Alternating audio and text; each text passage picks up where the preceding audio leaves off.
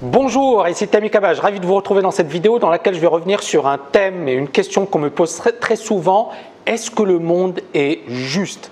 Est-ce que finalement tout le monde a les mêmes chances, tout le monde a les mêmes opportunités, tout le monde a les mêmes possibilités de réussir? Et pour répondre à cette question, je me suis basé sur la phrase de Gordon Gekko. Gordon Gekko, c'est le célèbre trader dans le film Wall Street. Je reviens dessus de suite. La phrase est en anglais.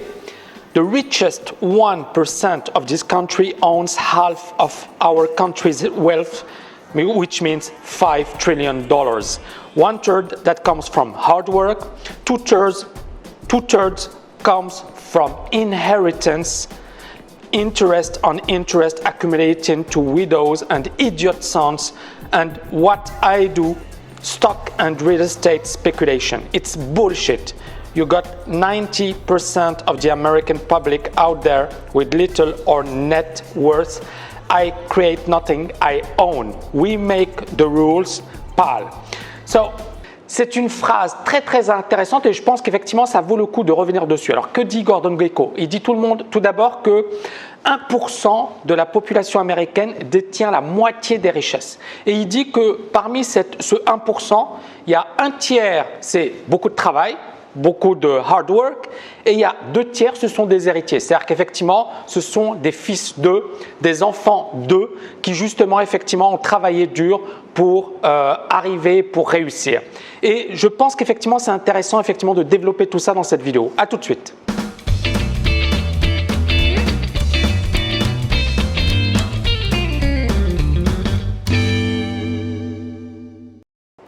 Donc, phrase énorme de Gordon Gekko et c'est important effectivement de revenir dessus. Alors tout d'abord, j'ai envie de vous dire, le monde n'a jamais été juste et il ne le sera jamais. Donc ça, c'est le premier point, je pense que c'est important de revenir dessus. Mais il ne faut pas oublier qu'aujourd'hui, je pense qu'on a une chance inouïe de vivre au XXIe siècle. Alors ce n'est pas le cas pour tout le monde, je l'accorde et je suis d'accord avec ça. Mais je pense qu'effectivement, ça n'a rien à voir avec le Moyen-Âge, ça n'a rien à voir avec les heures sombres de l'histoire. On pense au colonialisme, on pense à l'esclavage, on pense à la féodalité, on pense à des situations où effectivement, être un homme, c'était finalement vivre sous le joug d'une puissance ou de certaines personnes qui avaient du pouvoir ou un pouvoir démesuré.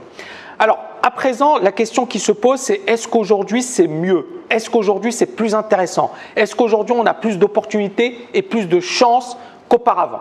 Mon avis sur la question, c'est qu'effectivement aujourd'hui le monde est beaucoup plus ouvert, le monde offre beaucoup plus d'opportunités grâce à Internet. Imaginez, auparavant il n'y avait pas cet accès à l'information, il n'y avait pas cet accès effectivement au savoir.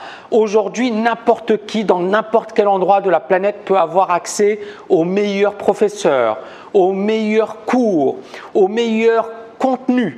Donc, on voit bien qu'effectivement, la donne a radicalement changé. Bien évidemment, tout le monde n'a pas accès à Internet aujourd'hui, mais dans 10 ans, dans 20 ans, dans 30 ans, quasiment tout le monde aura accès à Internet. Et ça veut dire une véritable révolution dans nos vies. Et j'ai envie de dire que même si aujourd'hui, effectivement, la pauvreté existe toujours, les inégalités existent toujours, mais la pauvreté a diminué par rapport aux précédentes années et aux précédents siècles. Je me souviens, on peut reprendre juste les livres d'histoire, regardez les deux guerres mondiales, regardez ce qui s'est passé entre les deux guerres et regardez aujourd'hui. C'est-à-dire, je pense qu'effectivement les gens ne réalisent pas les progrès considérables qui ont été réalisés et les progrès qui seront réalisés dans les prochaines années. Mais cela ne signifie pas pour autant que effectivement tout est parfait, tout est beau, les inégalités sont encore là et le système de caste existe toujours. Et c'est ce que j'ai envie de développer dans le numéro 2, c'est qu'effectivement les castes et les inégalités sont et se perpétueront à l'avenir. C'est-à-dire qu'il ne faut pas dire effectivement aujourd'hui tout est bon, tout est ok, tout est super. Il y aura toujours ce système de caste. C'est quoi un système de caste? C'est-à-dire qu'effectivement les personnes favorisées vont favoriser leurs rejetons et c'est ce qu'écrit Gordon Gekko. Il dit voilà, 2/3 c'est quoi? C'est l'héritage de personnes effectivement qui n'ont rien fait pour le mériter, qui sont nées riches et qui ont eu droit à finalement un héritage assez important. Et j'ai envie d'aller beaucoup plus loin en vous disant que si par exemple vos parents sont riches, si vos parents ont fait de bonnes études, si vos parents effectivement évoluent dans un milieu aisé, eh bien vos chances effectivement seront bien plus élevées que le Kidam.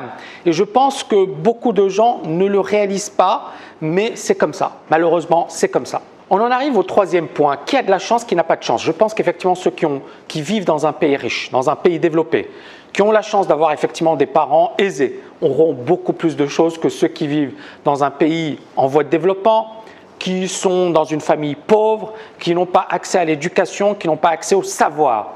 Donc de toutes les manières, il y a une fracture, il y a des inégalités et ces inégalités se perpétuent et malheureusement, c'est ainsi. Toutes les recherches le montrent, hein. Il y a d'ailleurs même des travaux qui ont été réalisés par les plus grands sociologues.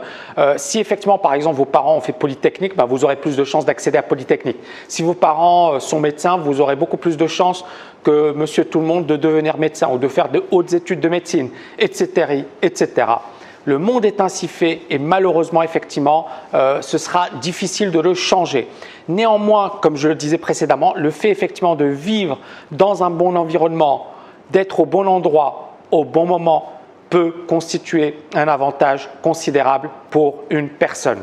J'en arrive au point suivant, est-ce qu'il est important finalement de faire confiance à l'État ou de se dire finalement je suis dans un pays riche, c'est bien, mes parents sont aisés, c'est bien, donc je n'aurai aucun souci à l'avenir.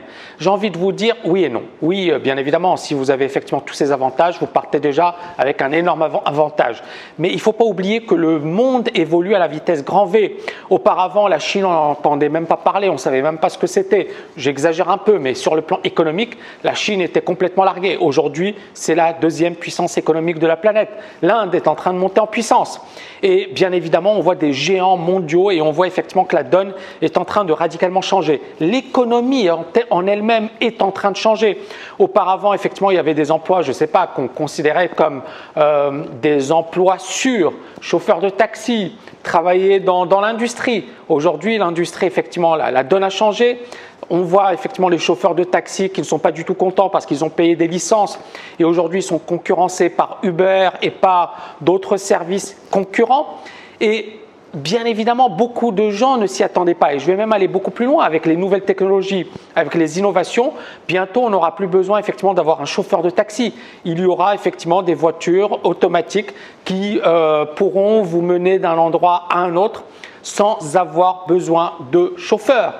On y est, c'est dans pas longtemps, c'est dans 5-10 ans, on commencera à le voir. Cette année, on sait qu'en 2016, il y aura un hôtel au Japon où il n'y aura aucune intervention humaine. Ce ne seront que des robots. Et donc, vous voyez un peu le monde vers lequel on évolue. Et on parle aux États-Unis de 47% des emplois qui seront détruits. Pourquoi? Parce qu'encore une fois, la donne va radicalement changer et les innovations actuelles, on parle de 4e révolution industrielle, vont changer la donne. Donc, j'en arrive au dernier point. Est-ce qu'il faut être fataliste? Est-ce qu'il faut se dire finalement, je ne pourrai jamais réussir, c'est impossible, mes parents ne sont pas riches, je ne suis pas issu d'un milieu aisé, je n'ai pas fait de bonnes études, je n'ai pas fait ceci. Est-ce que je pourrais réussir? Le monde qui évolue vite. Eh bien, moi, je vais vous dire non. Ne pensez pas comme ça. Pensez justement en vous adaptant à la nouvelle donne, en vous adaptant à la nouvelle économie, essayez de trouver les meilleures opportunités, essayez de voir un peu ce qui va fonctionner et puis surtout ne soyez pas fataliste. Je pense que c'est quelque chose de très très très important. J'espère que vous avez aimé cette vidéo, je vous dis à très très bientôt et n'oubliez pas de la liker. À bientôt.